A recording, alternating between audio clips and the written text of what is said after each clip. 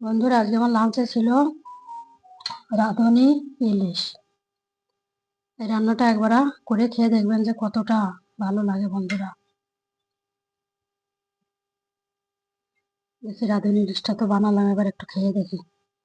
এরকম করে সিদ্ধ করে নেবেন। এই দেখুন, এতটা ভালো লাগে না এরকম করে সিদ্ধ করে নিয়ে গাঁটিটাকে রান্না করলে। হুম, এত সুন্দর হয়েছে বন্ধুরা, বলে বোঝাতে পারবো না। মাছটা ছোট কিন্তু এতটা স্বাদ নাই মাছটার, ভীষণ ভীষণ ভালো।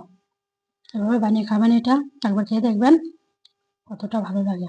আর এই ভিডিওটির লিঙ্কটি ওখানে অ্যাটাচ করে দিয়েছি, ওখানে যে দেখে নেবেন আমি কিভাবে এটা বানিয়েছি, কত সহজে।